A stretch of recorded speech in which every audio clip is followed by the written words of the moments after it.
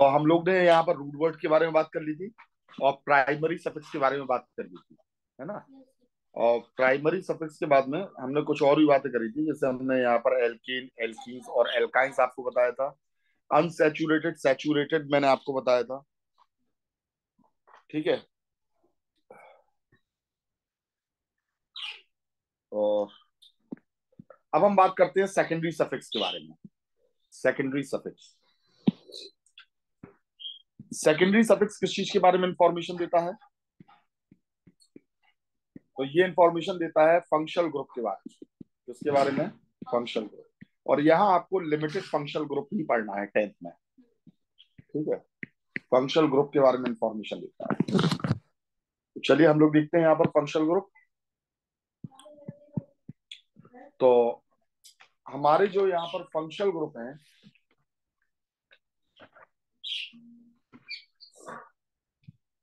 10th class में, वो आपका होता है, सबसे पहला होता है अल्कोहल, ठीक है। अल्कोहल, अल्कोहल जो रहता है उसका सिंबल क्या रहता है? तो वो रहता है OH, ठीक है। और ये सिंगल बॉन्ड से कार्बन के कंपाउंड से जुड़ता है, यानी ये आपका जनरली हम इसे बोलते हैं ROH। क्या बोलते हैं?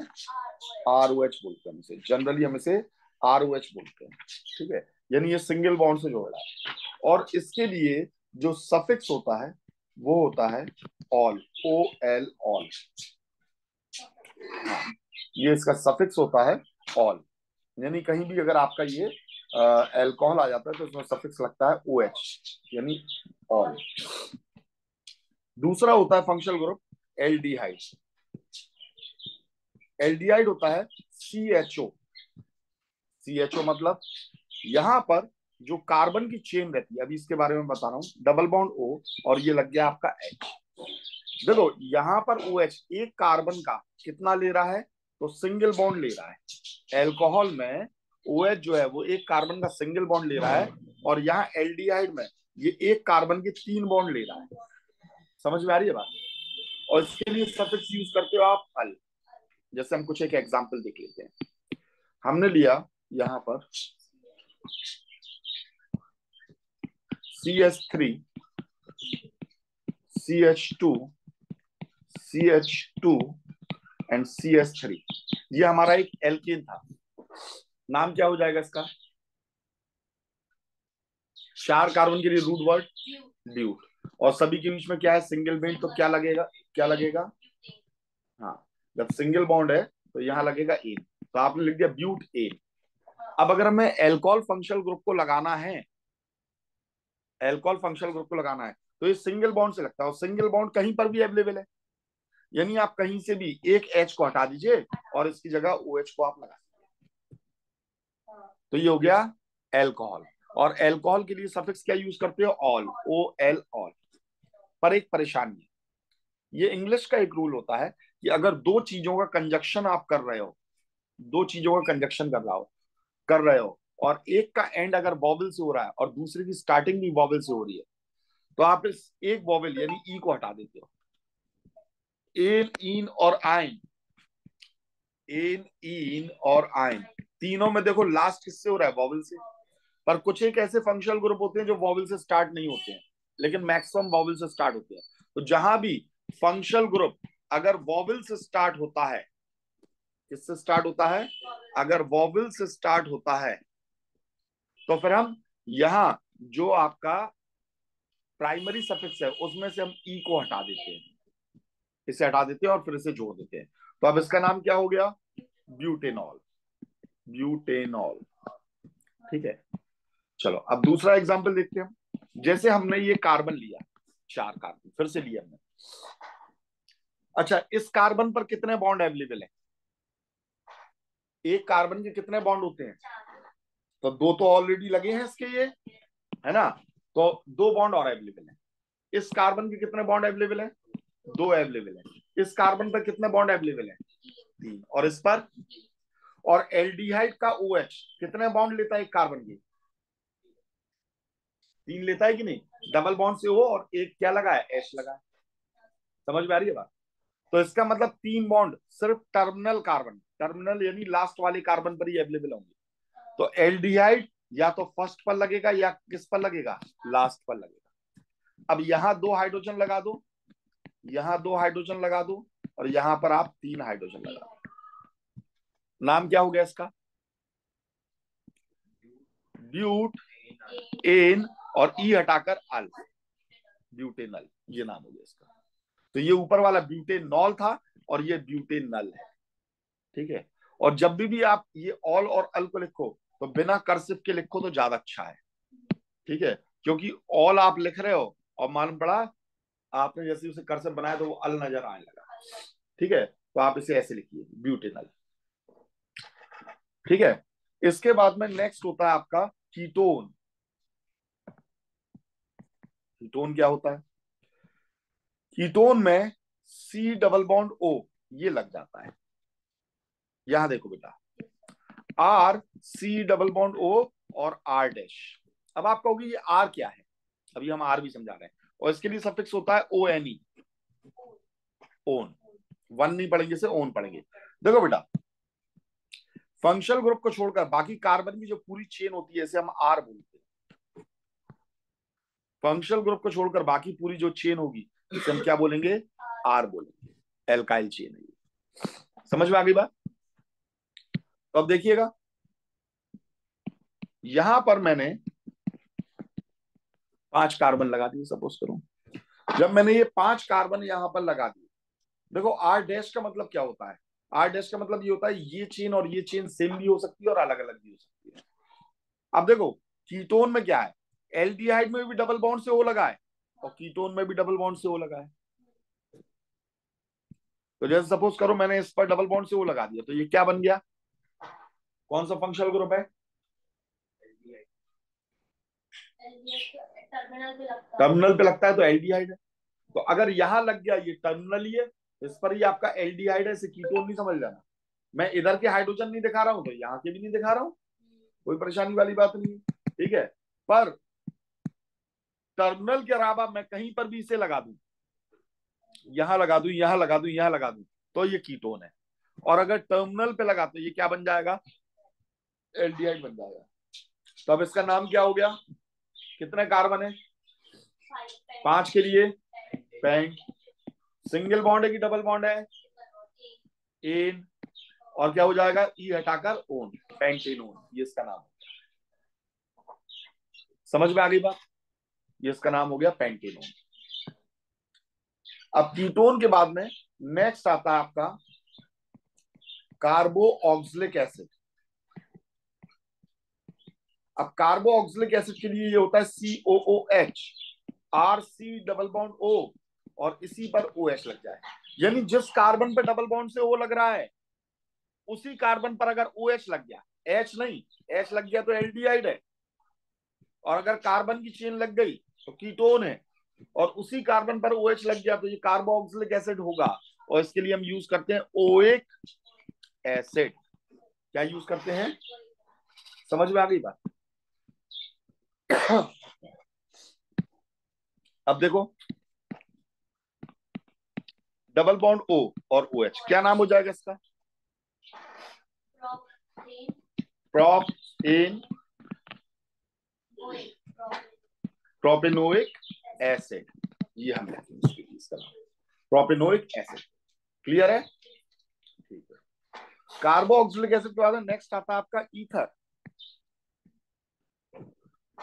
ठीक है, ईथर क्या होता है, तो ईथर होता है O, यानी एक कार्बन की चेन को बीच में कहीं पर भी, बिल्कुल बीच में नहीं, कहीं पर भी हम एक O से सेपरेट कर दें, अलग अलग कर दें, तो ये हो जाता है आपका ईथर। और ईथर के लिए जो आप यहां पर यूज करते हो, ये सफिक्स यूज ना करके आप प्रीफिक्स यूज करते हो।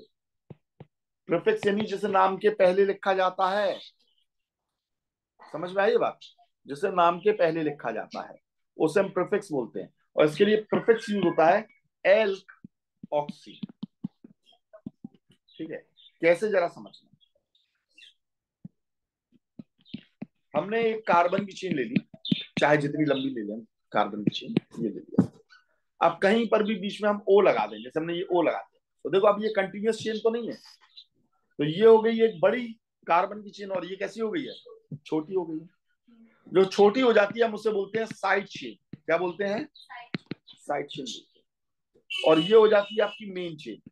और मेन चेन में नंबर ऑफ कार्बन एटम गिनो कितने हैं, तो 4 के लिए क्या लिखोगे, ब्यूट, और फिर क्या लिख दोगे, ए। और साइड चेन में कितने हैं, 2 कार्बन के लिए रूट वर्ड इथ, तो आपने आगे लिखा इथ, और इसके साथ ही आपने क्या लगा दिया, ऑक्सी। भाई हमने यहां पर आपसे क्या बोला, alk oxy, alk root word है और ऑक्सी साथ में लगा देते, और कहा, प्रीफिक्स में, तो हमने से लिख दिया इथ ऑक्सी ब्यूटेन। समझ में आई बात। या इसे एक और तरीके से, ये इसका आईयूपीएसी नेमिंग है, आईयूपीएसी नेमिंग है, ठीक है। इसका कॉमन नेम कैसा होता है, कॉमन नेम कैसा होता है, यहां पर आपके 2 कार्बन है, 2 कार्बन के लिए आप लिखते हो इथाइल, और ये 4 कार्बन को आप लिखते हो ब्यूटाइल, और फिर आप लिख देते हो फंक्शनल ग्रुप कौन सा है, ईथर, तो इथाइल ब्यूटाइल ईथर। आइल इसलिए हम इन दोनों को साइड चेन की तरह ट्रीट करते हैं, इसलिए क्योंकि ये कॉमन नेमिंग है, ये इसका कॉमन नेम है, ठीक है। अब मान लो ये 2 कार्बन होते, ये लगा होता, ये 2 कार्बन होते, तो हम इसे क्या लिखते, ये भी एक मिथाइल है, ये भी एक मिथाइल है, तो हम क्या लिखते, डाई इथाइल, सॉरी इथाइल है, डाई इथाइल, और फिर हम क्या लिख देते, ईथर। अगर एक एक कार्बन से सेपरेट होता तो हम क्या लिखते, डाई मिथाइल ईथर, ये नाम लिखते, ये कॉमन नेम है इसको। समझ में आ गई बात। आईयूपीएसी नेम क्या हो जाता है इसका, मिथऑक्सी मीथेन, इसका नाम क्या हो जाता, इथॉक्सी ईथेन। वेरी गुड, ठीक है, तो ये हो जाता है आपका। अब अगर हैलाइड्स लग जाते हैं, हैलाइड्स यानी कि फ्लोरीन, क्लोरीन, ब्रोमीन, आयोडीन, तो इनके नाम हमेशा कहाँ लिखे जाते हैं, प्रीफिक्स में। और कैसे लिखे जाते हैं, हेलो करके लिखे जाते हैं, हेलो। यानी फ्लोरीन है तो फ्लोरो, क्लोरीन है तो क्लोरो, ब्रोमीन है तो ब्रोमो, और आयोडीन है तो आयोडीन। अब जैसे हमने ये लिया एक कंपाउंड,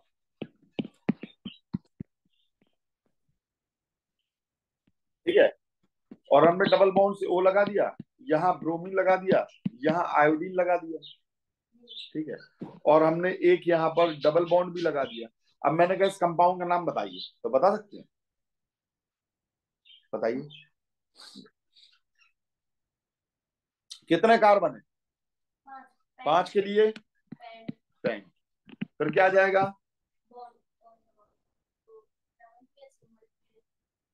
तो जब डबल आ जाता है तो हम सिंगल को भूल जाते हैं, जब डबल आ जाता है तो हम सिंगल को भूल जाते हैं, सिंगल बिल्कुल याद नहीं रखते, इस बात को याद रखिएगा।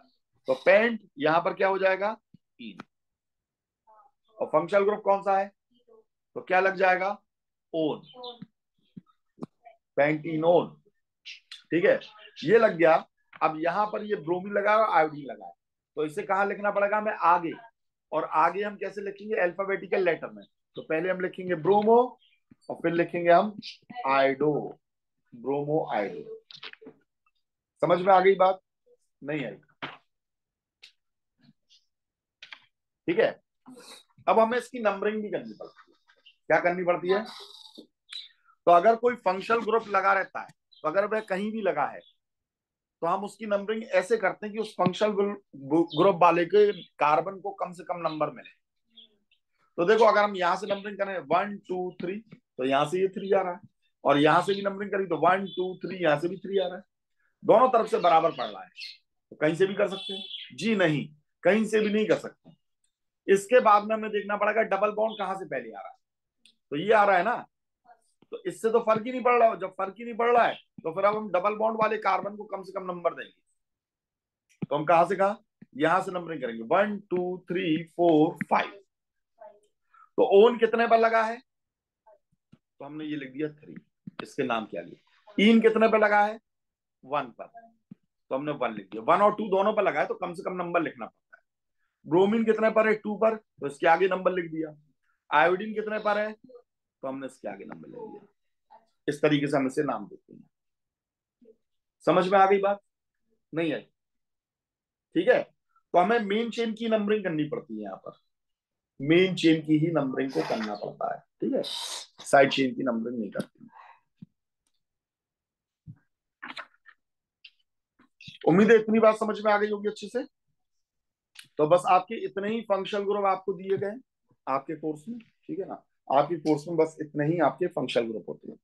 तो इसके हिसाब से आप डिफरेंट डिफरेंट कंपाउंड्स की यहाँ पर नेमिंग करेंगे। अच्छा, अब यहाँ पर हम यहाँ पर समझने जा रहे हैं कुछ इसकी क्या चीज, क्लासिफिकेशन।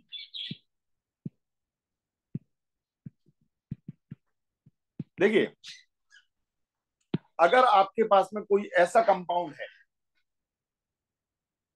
ऑर्गेनिक है, तो बनी बात है उसमें कार्बन तो हो गई, कार्बन तो हो गई होगा। अगर सिर्फ आपके पास कंपाउंड है जिसमें सिर्फ और सिर्फ कार्बन और हाइड्रोजन मौजूद होते हैं और कोई भी आपका कंपाउंड मौजूद नहीं है और कोई फंक्शनल ग्रुप नहीं है, ये इनमें से कोई फंक्शनल ग्रुप नहीं है, ना कोई हेलोजन लगा है, ना कोई फंक्शनल ग्रुप है, कुछ भी नहीं है, सिर्फ कार्बन और हाइड्रोजन मौजूद है, सिंगल बॉन्ड से, डबल बॉन्ड से और ट्रिपल बॉन्ड से। ठीक है, अगर सिर्फ आपकी ये मौजूद है तो हम ऐसे कंपाउंड्स को कहते हैं हाइड्रोकार्बन्स। ठीक है, तो what is the meaning of hydrocarbons?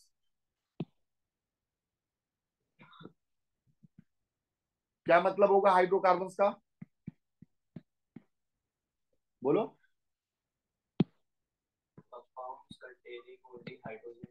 हाँ, जिनमें सिर्फ कार्बन और हाइड्रोजन मौजूद है, जिनमें सिर्फ और सिर्फ कार्बन और हाइड्रोजन मौजूद है, उन्हें हम क्या कहते हैं? हाइड्रोकार्बन्स। समझ में आई है बात?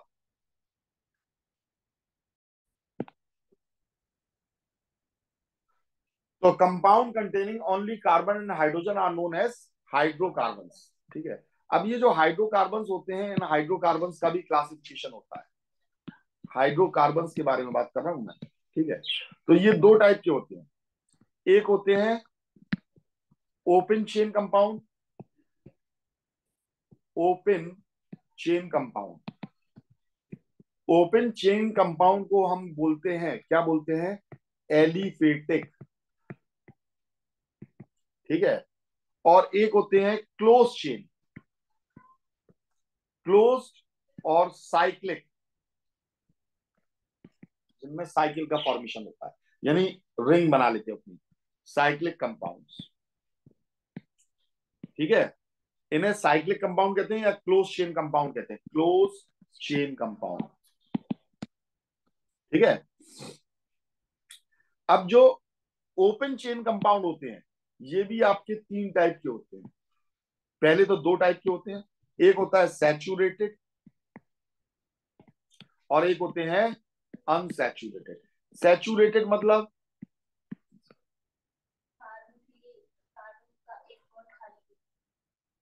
एक भी बॉन्ड खाली नहीं हो, एक भी डबल बॉन्ड या ट्रिपल बॉन्ड मौजूद नहीं हो, सारे सिंगल बॉन्ड लगे हों, यानी फुल्ली भरा हुआ है। सैचुरेटेड का मतलब, सैचुरेटेड में कौन आ जाते हैं? एल्केन्स, और एल्केन्स का ही दूसरा नाम क्या होता है? पैराफिन्स। कल ही बताया था मैंने। और अनसैचुरेटेड में 2 टाइप के आ जाते हैं, एक होता है एल्कीन्स और एक होते हैं एल्काइंस। एल्कीन्स का जनरल फॉर्मूला क्या होता है? +2। एल्कीन्स का जनरल फॉर्मूला,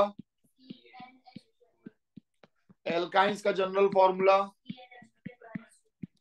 हालांकि ये 2 फॉर्मूले आपका 11th में लागू नहीं होंगे, याद रखिएगा, जब आप डिग्री ऑफ अनसैचुरेशन वगैरह पढ़ेंगे। ठीक है, समझ में आ गई बात? अब हम आते हैं साइक्लिक कंपाउंड पे। तो जो साइक्लिक कंपाउंड होते हैं, ये 2 टाइप के होते हैं, एक होते हैं एलिसाइक्लिक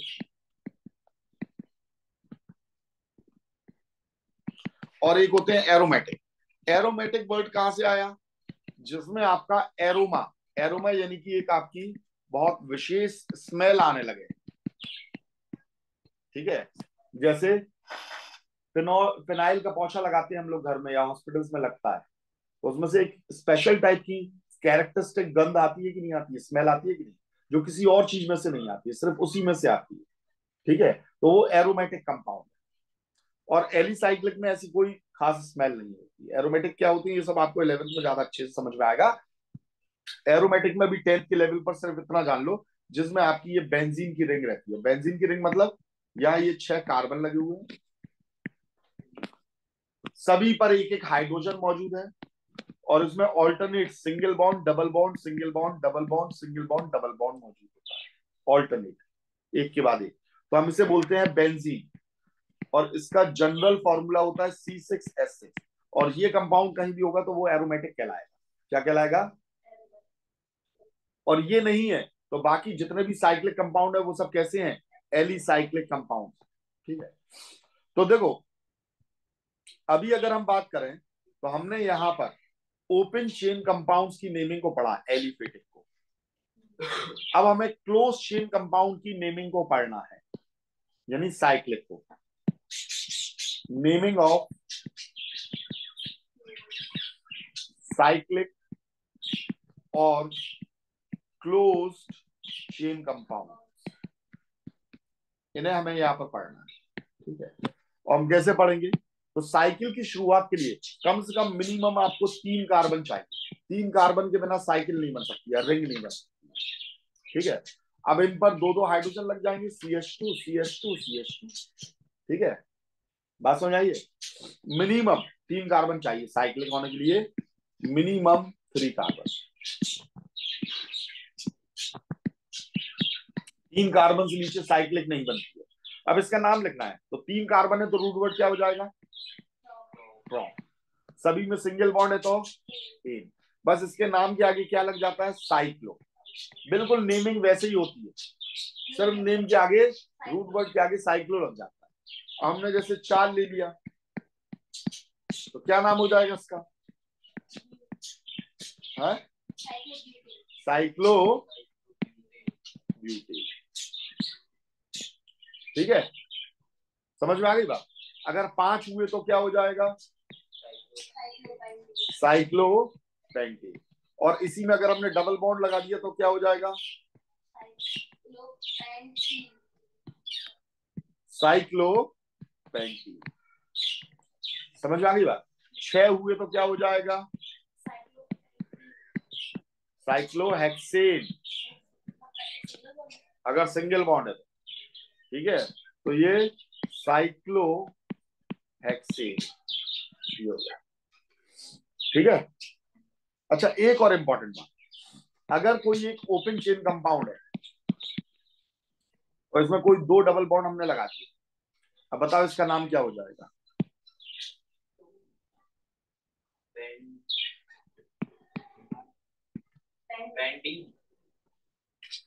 देखो 2 डबल बॉन्ड है, इसीलिए हम इसे क्या लिखेंगे?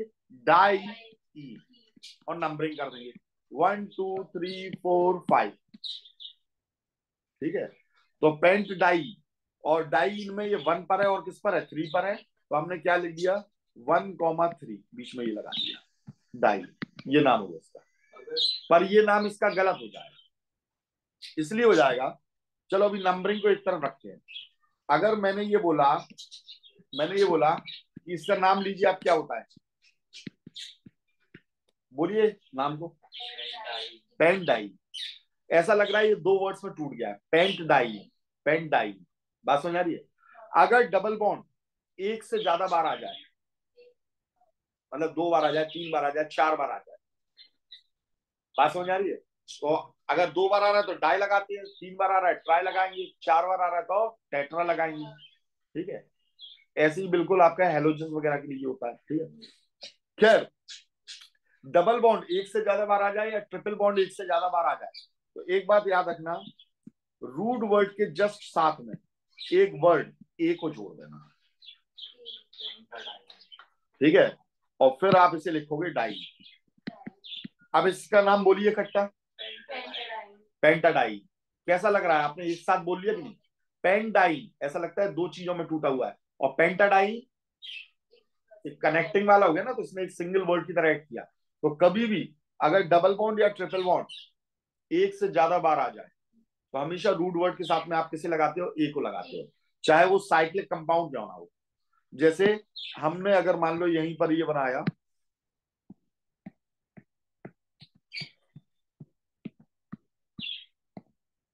ये डबल बॉन्ड हमने 2 बार लगा दिया, क्या नाम हो जाएगा?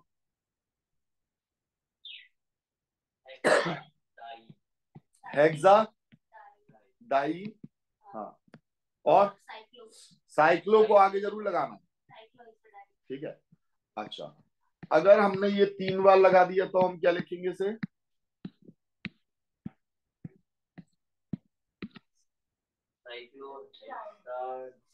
साइक्लो हेक्सा ट्राई हो जाएगा कि नहीं? और ये हो जाएगा गलत, ट्राई तो नहीं, क्योंकि ये कंपाउंड अभी अभी मैंने आपको मिला के बताया था और मैंने ये कहा था इस कंपाउंड को हम स्पेशल नाम देते हैं, क्या नाम होता है? बेंजीन। जब ऑल्टरनेट लगता है क्या बोलते हैं? ऑल्टरनेट मतलब एक के बाद एक छोड़ एक, ठीक है ना। हाँ, लेकिन अगर ये ऐसा होता,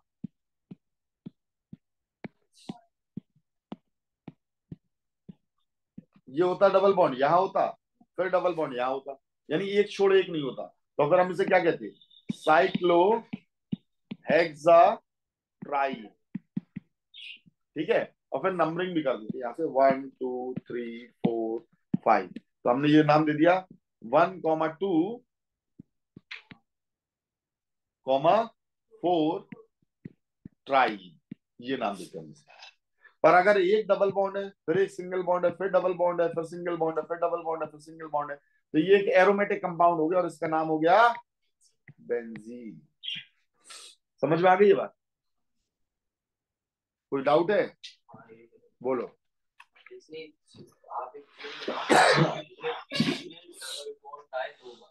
हाँ। हम्म। क्या साइक्लिक?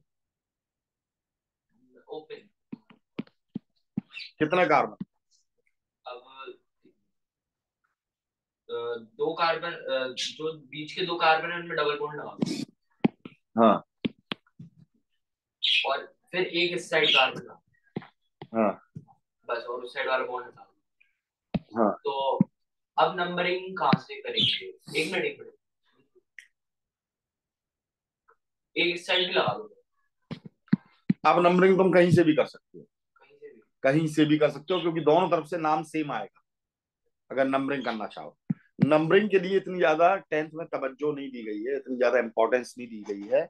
ये नंबरिंग वगैरह आप ये सब 11th में बहुत अच्छे से और बहुत डिटेल में सीखोगे, ठीक है।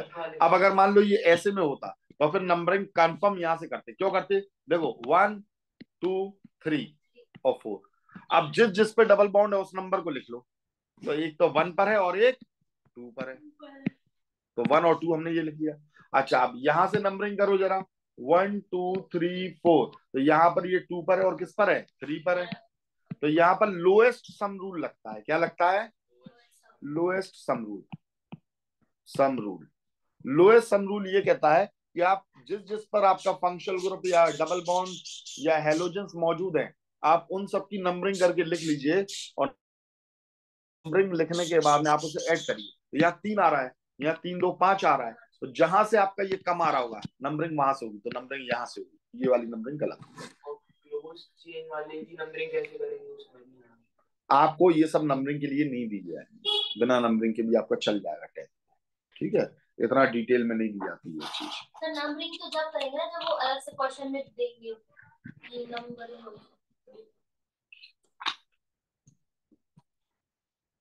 ठीक है भाई, तो ये आपकी नेमिंग होगी, यहाँ पर आपके फंक्शनल ग्रुप भी मैंने आपको करा दिए और नेमिंग करा दिए। अब यहाँ पर फंक्शनल ग्रुप से रिलेटेड एक चीज आ जाती है। अच्छा चलो, पहले हम लोग यहाँ पर करते हैं होमोलोगस सीरीज।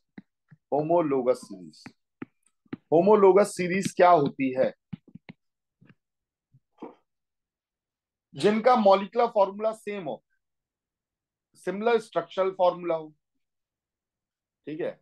लेकिन वो एक कार्बन और दो हाइड्रोजन से डिफर करते हैं, वो एक ही सीरीज के मेंबर कहलाते हैं या होमोलोग्यूस कहलाते हैं, जिनका जनरल मॉलिक्यूलर फॉर्मूला सेम है। जैसे देखना,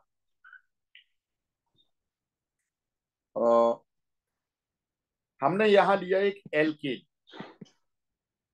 फिर यहां पर हमने लिया एक एल्कीन, और एक हमने लिया एल्काइन, और एक हमने लिया एल्केनॉल। ऐसे हम एल्कीनॉल बना सकते हैं, एल्काइनॉल बना सकते हैं। ठीक है, अब समझना, एल्कीन का जनरल फॉर्मूला क्या होता है, बोलो। CnH2n+2। एल्कीन का जनरल फॉर्मूला H2n। एल्काइन का जनरल फॉर्मूला -2। एल्केनॉल का जनरल फॉर्मूला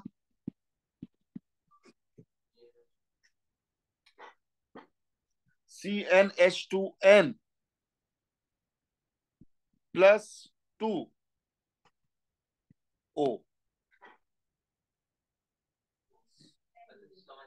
एक ऑक्सीजन भी आ गया। अभी देखो, अभी समझ में आ गया। अब देखो, एल्केन सीरीज, एल्केन की हम एक होमोलोगस सीरीज बनाने जा रहे हैं। इसमें पहला मेंबर कौन है, CH4। एक कार्बन, हाइड्रोजन कितने हो गए, तो 2 वन जा 2, 2 और +2 4 हो गए। दूसरा मेंबर कौन हो जाएगा, C2H6। तीसरा मेंबर कौन हो जाएगा, C3H8। चौथा मेंबर कौन हो जाएगा, C4H10। पांचवा मेंबर कौन हो जाएगा, C5H12। तो हर एक में कितने का फर्क आ रहा है, तुम ये बताओ, कितने का फर्क आ रहा है हर एक में, है? एक एक कार्बन उसमें दो दो कार्बन में एक एक का आएगा और हाइड्रोजन में दो दो का। यहाँ एक कार्बन और दो हाइड्रोजन का डिफरेंस आ रहा है हर एक बगल वाले मेंबर में। हर एक सक्सेसिव मेंबर में एक कार्बन और दो हाइड्रोजन का डिफरेंस आ रहा है।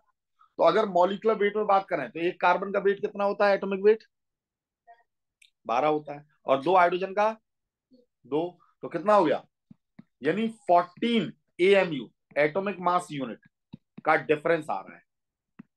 किसमें डिफरेंस आ रहा है, टू सक्सेसिव मेंबर। सक्सेसिव यानी कि एक दूसरे के बीच में जो लगे हुए हैं, एक दूसरे के बगल बगल में जो लगे हुए हैं, ठीक है, उनके बीच में डिफरेंस आ रहा है।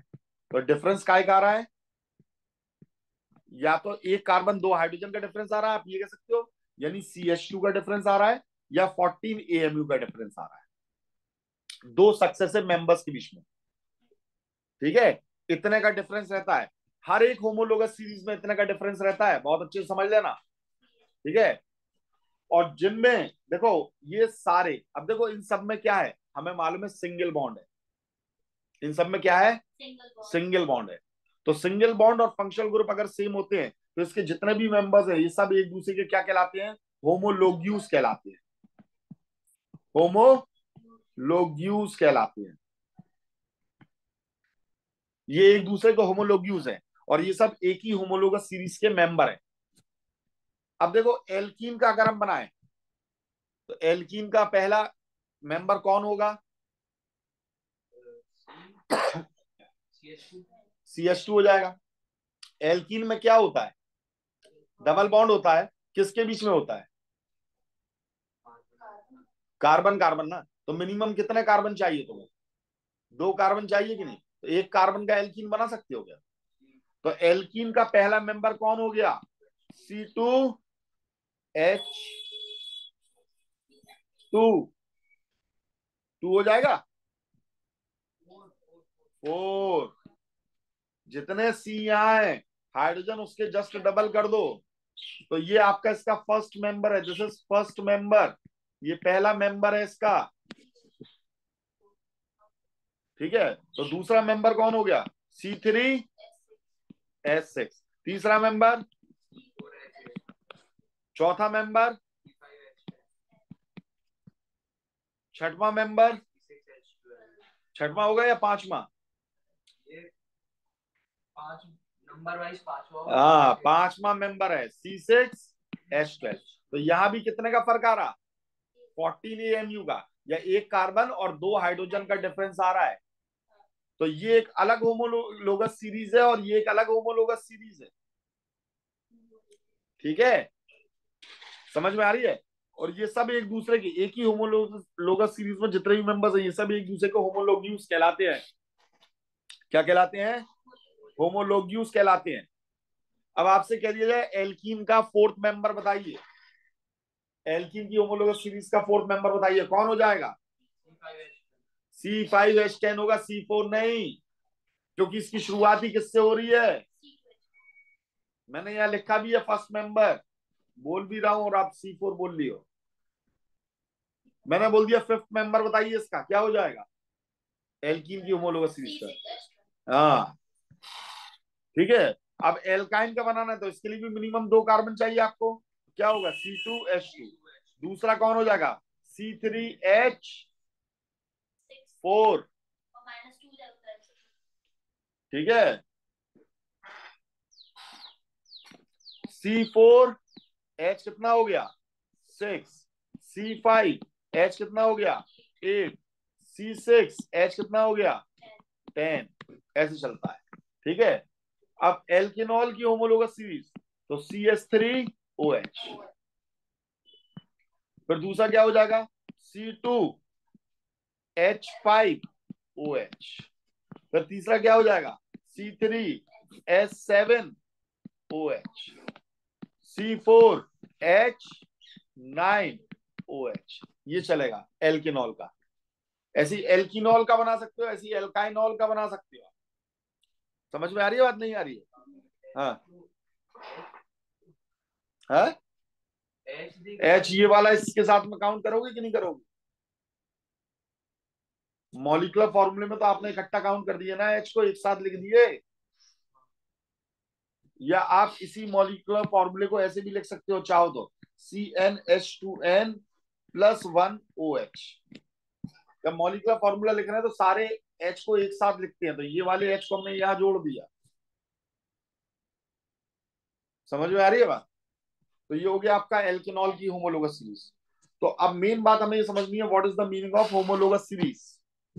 होमोलोगस सीरीज में bonds and functional group same रहते हैं। ठीक है, what is homologous series? Definition अगर हम लेंगे तो होमोलोगस सीरीज क्या होती है? Group of organic compound, group of organic compound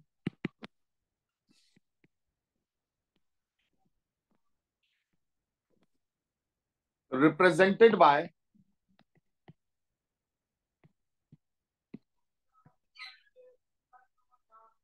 same general formula and having similar structure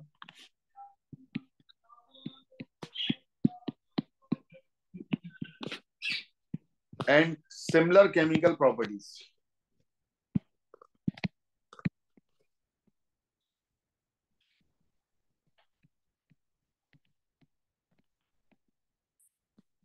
ठीक है, in which each successive compound, successive यानी कि बगल वाला, जस्ट बगल वाला compound differ by CH2 group, एक दूसरे से बस CH2 ग्रुप या 14 AMU का डिफरेंस होता है। ठीक है, उन्हें हम क्या कहते हैं? उस वो सीरीज को हम बोलते हैं होमोलोगस सीरीज। ठीक है, इन सब में देखो बिल्कुल सेम प्रॉपर्टी रहती है, बस थोड़ा बहुत इनमें डिफरेंस होता है। क्यों? क्योंकि बॉन्ड सेम है। बॉन्ड और फंक्शनल ग्रुप केमिकल प्रॉपर्टीज के लिए रिस्पॉन्सिबल होते हैं। किसके लिए? केमिकल प्रॉपर्टीज के लिए। और केमिकल प्रॉपर्टीज समझ लेना बात को बहुत अच्छे से। और chemical properties bond and functional group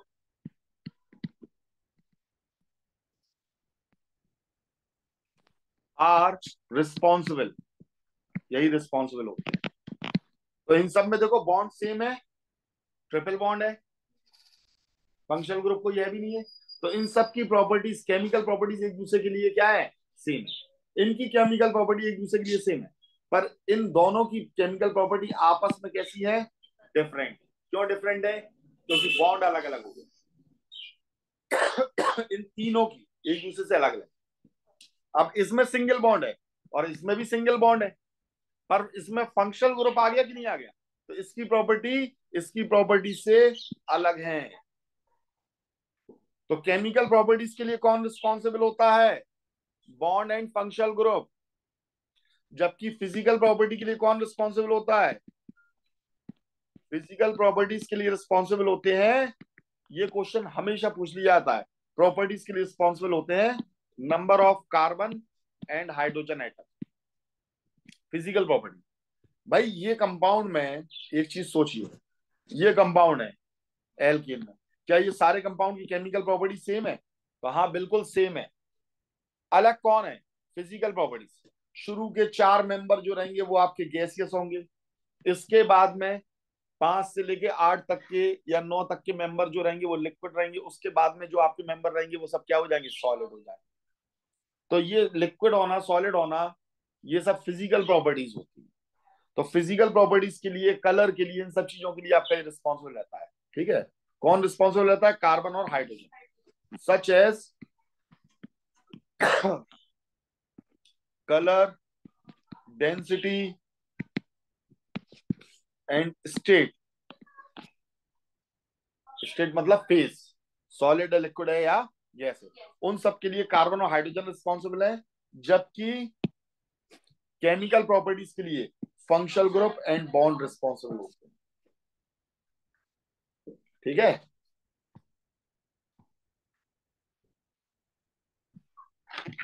तो आज इतना ही करिए। ये आपका आइसोमेरिज्म पार्ट थोड़ा सा इसमें रह गया है, इससे अपन कल कंप्लीट करेंगे, फिर अपन इसकी एक्सरसाइज लगाएंगे। ठीक है, वैसे एक्सरसाइज अभी से लगाना चालू कर दें, आप नॉमेनक्लेचर वगैरह ये सब कुछ कर सकते हैं, नेमिंग कर सकते हैं, तो आप इसे लगाइएगा एक्सरसाइज को आगे।